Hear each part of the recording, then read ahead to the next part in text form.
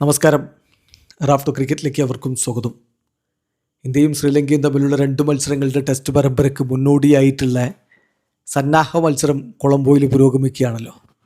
ത്രിദിന മത്സരത്തിൻ്റെ 2ാം ദിവസം എന്ത് സംഭവിച്ചു നമ്മളൊന്ന് പരിശോധിക്കുകയാണ്.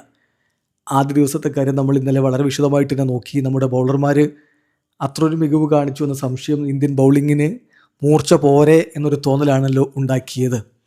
ശ്രീലങ്കൻ 11 അവരുടെ ടെസ്റ്റ് ടീമല്ല, ഈ ടെസ്റ്റ് കളിക്കാനുള്ള ടീമല്ല, ഏതായാലും ശ്രീലങ്കൻ 11 ഇന്നലെ 363-8 എന്ന രൂപത്തിലായിരുന്നു സ്റ്റംസിൻ്റെ സമയത്തുണ്ടായിരുന്നത്.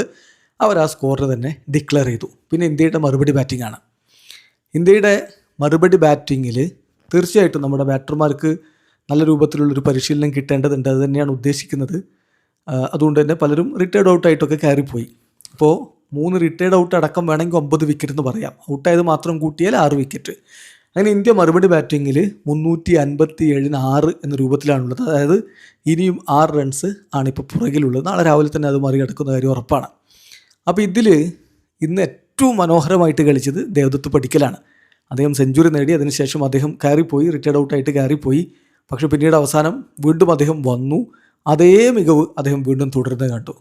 ഒടുവിൽ സ്റ്റംസിൻ്റെ സമയത്ത് അദ്ദേഹത്തോടൊപ്പം ഗുർനൂർ ബ്രാറാണ് അങ്ങ് അടിച്ച് വറുത്തുന്ന കാഴ്ചയുണ്ട്. 4 സിക്സറുകൾ അദ്ദേഹം പൊട്ടിക്കുകയും ചെയ്തു. അപ്പോൾ സ്റ്റംസിൻ്റെ സമയത്ത് ഇപ്പോൾ ക്രീസിലുള്ളത് 164 പന്തുകളിൽ നിന്ന് 142 റൺസുമായിട്ട് ദേവദത്ത് പടിക്കലും 18 പന്തിൽ നിന്ന് 36 റൺസുമായിട്ട് ഗുർനൂർ ബ്രാറുമാണ്. അപ്പോൾ ഇതിൽ നമ്മൾ ശ്രദ്ധിക്കേണ്ട കാര്യം, സായ് സുദർശന് പരിക്കാണ്. അദ്ദേഹം റൂൾഡ് ഔട്ട് ആയിരിക്കുന്നു. അദ്ദേഹം ഈ ഒരു സ്ക്വാഡിൽ അദ്ദേഹത്തെ ഉൾപ്പെടുത്തിയ സമയത്ത് തന്നെ സെലക്ടേഴ്സ് പറഞ്ഞിരുന്നു സബ്ജക്റ്റ് ടു ഫിറ്റ്നസ് ക്ലിയറൻസ് എന്ന്. അപ്പോൾ അതില്ല, അദ്ദേഹം ശ്രീലങ്കയിലെ ടെസ്റ്റ് പരമ്പരയ്ക്കില്ല. അതുകൊണ്ട് തന്നെ മിഡിൽ ഓർഡറിൽ ആര് മികവ് കാണിക്കുന്നുള്ള ചോദ്യങ്ങളൊക്കെ ഉണ്ട്. സോ നല്ല സാധ്യത അവിടെ ദേവദത്ത് പടിക്കലിന് വരുന്നു എന്നുള്ളതാണ്. ഈ ഒരു സെഞ്ചുറി അദ്ദേഹത്തിൻ്റെ പ്ലേസ് അവിടെ സിമെൻ്റ് ചെയ്തു എന്ന് വേണമെങ്കിൽ പറയാം. ഇപ്പോൾ ഗില്ല് ഇന്ന് ബാറ്റ് ചെയ്യാൻ വന്നിട്ടില്ല. ഇന്നലെയും അദ്ദേഹം ഇറങ്ങിയിട്ടുണ്ടായിരുന്നില്ല. അദ്ദേഹത്തിൻ്റെ വിരലിന് പരിക്കിൻ്റെ പ്രശ്നങ്ങളുണ്ട്. ഇന്ന് നന്നായി കളിച്ച ഒരാൾ KL രാഹുലാണ്. അതുപോലെ തന്നെ 4ാം നമ്പറിൽ ഇറങ്ങിയിട്ട് അർദ്ധ സെഞ്ചുറി നേടുകയുണ്ടായി രവീന്ദ്ര ജഡേജ. അത് വളരെ പോസിറ്റീവായിട്ടുള്ളൊരു കാര്യമാണ്. അതുപോലെ ബാറ്റിങ്ങിൽ മികവ് കാണിച്ചു മനോജ് സുതാർ. അതും നമ്മൾ എടുത്തു പറയണം. പക്ഷേ നിരാശപ്പെടുത്തിയ ആളുകളുണ്ട്. അതൊന്ന് തീർച്ചയായിട്ടും യശസ്വി ജയ്സ്വാളാണ്. 2 പന്തുകൾ മാത്രമാണ് അദ്ദേഹം നേരിട്ടത്. അദ്ദേഹം ഡെക്കായിട്ട് പോയി. അതുപോലെ തന്നെ പന്തും ജുറലും നമ്മളെ നിരാശപ്പെടുത്തുകയും ചെയ്തിട്ടുണ്ട്. ഏതായാലും സ്റ്റംസിൻ്റെ സമയത്ത് 357-6 എന്ന രൂപത്തിലാണ്. ഞാൻ പറഞ്ഞല്ലോ പലരും റിട്ടയർഡ് ഔട്ടൊക്കെ ആയി പോയതുണ്ട്. അതുകൂടി ചേർത്താൽ 357-9 എന്ന് വേണമെങ്കിൽ പറയാം. ഏതായാലും ഇനിയിപ്പോൾ 6 റൺസാണ് ട്രയൽ ചെയ്യുന്നത്. നാളെ കുറച്ച് നേരം കൂടിയൊക്കെ ഇന്ത്യ എന്തായാലും ബാറ്റ് ചെയ്യും. പിന്നീട് കുറച്ച് സമയം അവർക്ക് ബാറ്റ് ചെയ്യാൻ കൊടുത്ത് നമുക്ക് ബൗളിംഗ് പ്രാക്ടീസ് ഉണ്ടാക്കുമായിരിക്കും. അത് തന്നെയായിരിക്കും ലക്ഷ്യം. കാരണം അതൊരു വാമപ്പ് മത്സരമാണ്. റിസൾട്ടിന് വലിയ പ്രാധാന്യമില്ലാത്തതാണ്.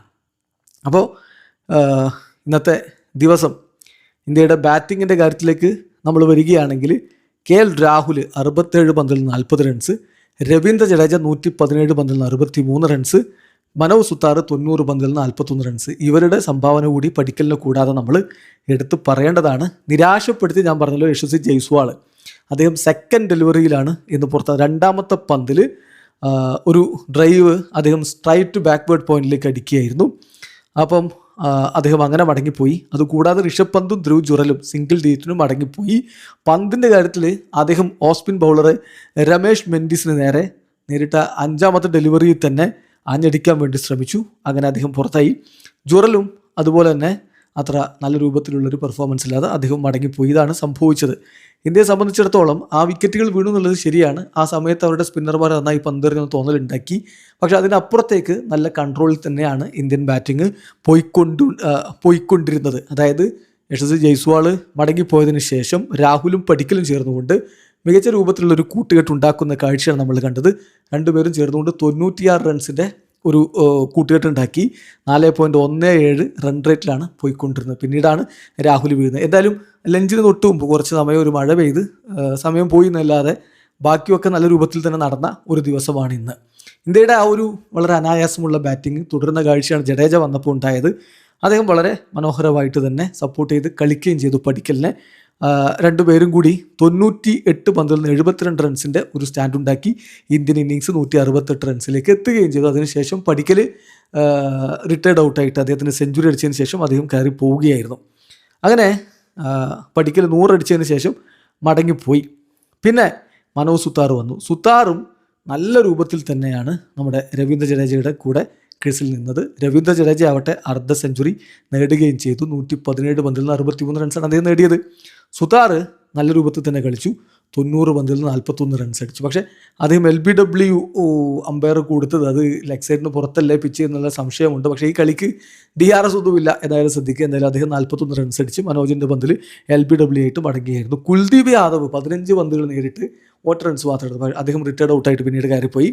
മുഹമ്മദ് സിറാജ് 1 റൺസുമായിട്ട് പോവുകയും ചെയ്തു. സാരാംശ് ജെയിനും അതുപോലെ തന്നെ നമ്മുടെ ദേവദത്ത് പടിക്കൽ വീണ്ടും വന്ന് ഇന്നിങ്സ് മുന്നോട്ട് കൊണ്ടുപോകുന്ന കാഴ്ച നമ്മൾ കണ്ടത്. പടിക്കൽ എവിടെയാണ് നിർത്തിയത് അവിടെ നിന്ന് തന്നെ അദ്ദേഹം തുടരുന്ന കാഴ്ചയാണ് പിന്നാലെ നമ്മൾ കാണുന്നത്. എന്തായാലും സാരാംശ് ജെയിനും നല്ല രൂപത്തിൽ തന്നെ കോൺട്രിബ്യൂട്ട് ചെയ്തിട്ടുണ്ട്. അദ്ദേഹം റിട്ടയർഡ് ഔട്ട് ആവുകയായിരുന്നു. 45 പന്തിൽ 22 റൺസ് അടിച്ചു. അവസാനമാണ് ഗുർനൂർ ബ്രാർ ആ ഒരു സിക്സറുകളുടെ മഴ പെയ്യിച്ചുകൊണ്ട് ഇന്നത്തെ ദിവസം അവസാനിപ്പിക്കുന്നത്. 4 സിക്സറുകളാണ് അദ്ദേഹം അടിച്ചത്, 2 4 4 6 അടക്കം 18 പന്തിൽ നിന്ന് 36 റൺസ് അടിച്ചു. ഇന്ന് വളരെ എലഗൻ്റായിട്ട് വളരെ മനോഹരമായിട്ട് കളിച്ച ദേവദത്ത് പടിക്കലിന് എടുത്തു പറയണം. 164 പന്തിൽ നിന്ന് 142 റൺസ്. അപ്പോൾ ഇന്നത്തെ ദിവസം മോശമല്ല, നമ്മുടെ ബാറ്റർമാർ നന്നായിട്ട് തന്നെ കാര്യങ്ങൾ ചെയ്തിട്ടുണ്ട്. ബട്ട് സ്റ്റിൽ ചില ആശങ്കകളുണ്ട്. പന്തും ജുറലും രണ്ടുപേരും ഒരുമിച്ചിറങ്ങാനുള്ള സാധ്യത കുറവാണ്. രണ്ടിൽ ഒരാളായിരിക്കും, മിക്കവാറും പന്ത് തന്നെയായിരിക്കും ആദ്യ ടെസ്റ്റിന് കളിക്കാനുണ്ടാവുക. മികവ് കാണിക്കേണ്ടതുണ്ട്. പിന്നെ ജയ്സ്വാളിൻ്റെ ഫോം അതിപ്പോൾ ഈ ഒറ്റ വിക്കറ്റ് കൊണ്ട് നമ്മൾ അദ്ദേഹത്തെ എഴുത്തള്ളേണ്ടതില്ല. ഗിൽ എന്തായാലും മടങ്ങിയെത്തും തന്നെ കരുതുകയും ചെയ്യാം. ഏതായാലും മധ്യനിരയിൽ ഒരു സ്പോട്ട് ഒഴിഞ്ഞു കിടക്കുകയാണ്. സായി സുദർശൻ ഇല്ല എന്നുള്ളൊരവസ്ഥ വരുമ്പോൾ സ്വാഭാവികമായിട്ടും അവിടേക്ക് ഒരാളെ മധ്യനിരയിലായിരിക്കും എന്തായാലും ഫിറ്റ് ചെയ്യാൻ പോകുന്നത്. അത് ദേവദത്ത് പടിക്കലാവും എന്ന് തന്നെ കരുതുന്നു. പിന്നെ സ്ക്വാഡിലേക്ക് ആര് വരും പകരം എന്നുള്ളൊരു ചോദ്യമുണ്ട്. അതായത് 15-അംഗ സ്ക്വാഡിലേക്ക് സായി സുദർശന് പകരം ആര് വരും എന്നുള്ളതാണ്. അത് ആരാണ് എന്ന കാര്യത്തിൽ ഒരു വ്യക്തതയില്ല. അധികം വൈകാതെ തന്നെ അതിലൊരു പ്രഖ്യാപനം ഉണ്ടാകും എന്ന തരത്തിലുള്ള സൂചനകൾ വരുന്നുണ്ട്. പ്രധാനമായിട്ടും അതിൽ വരുന്നത് സർഫ്രാസ് ഖാനും അതുപോലെ തന്നെ ഷെയ്ഖ് റഷീദും ഇതിലൊരാൾ വരും എന്ന ചില സൂചനകൾ ചില സോഴ്സുകൾ നൽകുന്നുണ്ട്. എന്തായാലും 5 പേരെ പരിഗണിക്കുന്നു എന്നുള്ള വാർത്തകൾ വരുന്നുണ്ട്. ഋതുരാജ് ഗെയ്ക്വാദ്, സർഫ്രാസ് ഖാൻ, കരുൺ നായർ, ഷെയ്ഖ് റഷീദ്, അതുപോലെ സ്മരൺ രവിചന്ദ്രൻ ഇതിലൊരാളെന്നാണ് പറയുന്നത്. മിക്കവാറും അത് സർഫ്രാസോ അല്ലെങ്കിൽ ഷെയ്ഖ് റഷീദോ ആയിരിക്കും എന്നുള്ള സൂചനകളുണ്ട്. കാത്തിരിക്കാം BCCIയുടെ ഒഫീഷ്യൽ പ്രഖ്യാപനത്തിനായിട്ട്. വീഡിയോ അവസാനിക്കുന്നു. ക്രിക്കറ്റ് ലോകത്തെ കൂടുതൽ വിശേഷങ്ങളുമായി റഫ്ലക്സ് എത്താം.